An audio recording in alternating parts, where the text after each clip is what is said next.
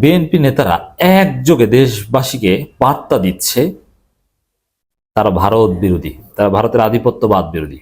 Tarique Rahman special নির্দেশনা দিয়েছে London থেকে যে তোমরা সকাল সন্ধ্যা অজিফার মতো ভারতের আধিপত্যবাদের বিরোধিতা করবা, কিন্তু ব্যর্থ হবে।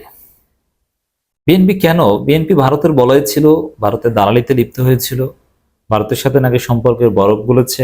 আওয়ামী লীগ নিষিদ্ধ করা যাবে না, ছাত্রলীগ নিষিদ্ধ ঠিক হয়নি, কারণ পরে যদি বিএনপিও নিষিদ্ধ করে, ছাত্রদলও নিষিদ্ধ করে, নানান কিছু। কিন্তু হঠাৎ করেই প্রচন্ড ভারত বিরোধিতা বিএনপির পক্ষ থেকে, মারাত্মক পর্যায়ের। এমনকি রিজভী, যে বললাম না আমি একটা, আজকে রিজভির আলোচনা করব না, রুহুল কবির রিজভী তার বক্তব্য শুনলে মনে হয় গোলাম আজম বক্তব্য দিচ্ছেন, কিংবা মাহমুদুর রহমান।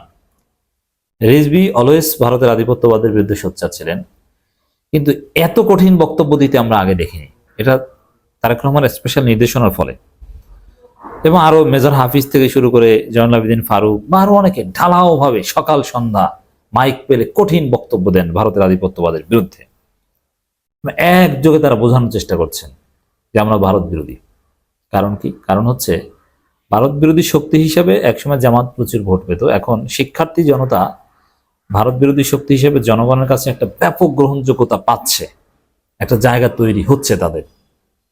এই জায়গাটা বিএনপি ধরতে চায় যে না, ভারত বিরোধী ভোট, আর বাংলাদেশের জনগণ ভারত বিরোধী, যারা ভারত বিরোধী তারাই ক্ষমতায় আসবে। ভারত বিরোধী ভোট পেয়ে শিক্ষার্থীরা যেন বড় দল হয়ে ক্ষমতায় না আসে, আমরা ভারত বিরোধী হই, আমাদেরকে যেন সমর্থন করে। মানে এই উদ্দেশ্যে তারেক রহমান নতুন নির্দেশনা দিয়েছেন ওজিফার মতো ভারত বিরোধিতা করতে। কিন্তু কাজ হবে না। কাজ কেন হবে না? বিএনপি নেতাদের চরিত্রের সমস্যা।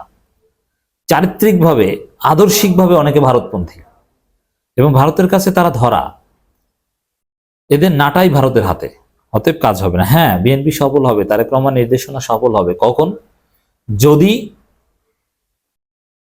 বিএনপি মহাসচিব পরিবর্তন করা যায়, স্থায়ী কমিটি থেকে ভারতের দালালদেরকে সরিয়ে দেওয়া যায়, ইশরাক বা আলেম ওলামা দুই একজন স্থায়ী কমিটিতে বসানো যায়, শহীদুদ্দিন চৌধুরী এনিদেরকে বড় নেতা বানানো যায়, মির্জা ফখরুলদেরকে মহাসচিব বানানো যায়, তাহলে সম্ভব। নইলে এইসব নির্দেশনে কাজ হবে না। দুইটা বক্তব্য বিশ্লেষণ করে মেজর হাফিজ বলেছেন, দাদাগিরি করতে গিয়ে প্রতিবেশী সব রাষ্ট্রকে বিষিয়ে তুলেছে ভারত। মেজর হাফিজরা কিন্তু প্রো ভারত কথা বলতেন এক সময়, এরপরে পরিস্থিতি চেঞ্জ হয়ে গেছে। তারেক রহমান সবাইকে মেসেজ দিয়ে দিয়েছেন হোয়াটসঅ্যাপে বা কথা বলে, যে যেখানে এই সুযোগ পা ভারতের আধিপত্যবাদের বিরোধিতা করবা, কারণ ভারত বিরোধী ভোটটা শিক্ষার্থীদের ঘরে চলে যাচ্ছে, তাড়াতাড়ি তোমরা ঘরে তুলো। বিএনপি স্থায়ী কমিটির সদস্য অবসরপ্রাপ্ত মেজর হাফিজউদ্দিন আহমেদ বলেছেন, ভারতের মনটা অনেক ক্ষুদ্র, প্রত্যেকটি প্রতিবেশী রাষ্ট্রকে তারা বিষিয়ে তুলেছে। প্রত্যেকটি প্রতিবেশী রাষ্ট্র আজ তাদের বিরুদ্ধে, হিন্দু রাষ্ট্র নেপালও তাদের বিরুদ্ধে। কারণ যদিও নেপাল এখন সাংবিধানিকভাবে হিন্দু রাষ্ট্র নেই, ছিল এক সময়।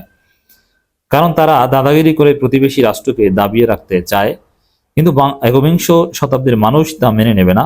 বাংলাদেশ তো মোটেই না, কারণ আমরা যুদ্ধ করে দেশ স্বাধীন করেছি, স্বাধীন দেশে বাস করছি। হাফিজউদ্দিন আহমেদ বলেন, আমাদের দেশটাকে ধ্বংস করে দিয়েছে পতিত স্বৈরাচার শেখ হাসিনা, প্রত্যেকটা ইনস্টিটিউশন ধ্বংস করে, নানান বিষয় বলেছেন। এর মানে ভারতের বিরুদ্ধে একবার কঠিন, ভারতীয় মিডিয়া কল্পকাহিনী ছড়িয়ে বেড়াচ্ছে। মানে আমি দেখেছি যে ভারত বিরোধিতা কম বেশি করেছে আরো অনেক নেতাই, কিন্তু বক্তব্যের সিংহভাগ জুড়ে ভারতের আধিপত্যবাদের বিরোধিতা, এটা তারেক রহমানের বিশেষ নির্দেশনা। কিন্তু ওই যে বলছি, স্থায়ী কমিটি এবং মহাসচিব পরিবর্তন, চৌকট পরিবর্তন না করতে পারলে কাজ হবে না। ভারতকে প্রতিহত করতে ব্রাহ্মণবাড়িয়েই যথেষ্ট। ফারুক এই কথাটা মজার ছলে বলেছেন, আর যাই বলেন এই কথার তাৎপর্য নেই। ভারতকে প্রতিহত করা শব্দটা বিএনপি নেতারা বলে, এবং রুহুল কবির রিজভী প্রয়োজনে সে নবাবে আমরা বাংলা, বিহার, উড়িষ্যা আমরা দখল করব, আমরা কি আঙ্গুল চুষবো, এই যে কথাগুলো, এগুলো ভারতকে এক ধরনের যুদ্ধের হুমকি দেওয়ার মতো। যেমন ভারতের বিজেপি কোনো নেতা যখন এই টাইপের কথা, যে ভারতকে প্রতিহত করতে অমুকই যথেষ্ট, তখন আমরা কিন্তু এটাকে বাংলাদেশ দখল, সার্বভৌমত্বের উপর হুমকি, আঘাত, এইসব কথা বলতাম। এই টাইপের কথা এখন বিএনপি নেতারা বলছে। অতএব এটা তারেক রহমানের স্পেশাল অ্যাসাইনমেন্ট। কিন্তু বলছি, ওই যে মহাসচিব এবং স্থায়ী কমিটি চেঞ্জ না করলে ব্যর্থ হবে।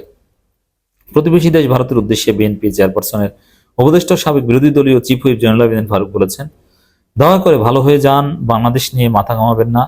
ডক্টর ইউনূস বলেই দিয়েছেন পাশে সেভেন সিস্টার, আমরা মাথা ঘামাতে চাই না।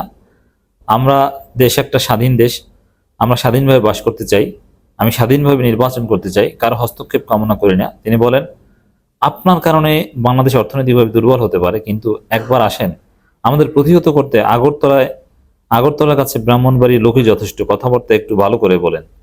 কঠিন কথা। দর্শক, আরো আমি তাদের বক্তব্যগুলো শুনি।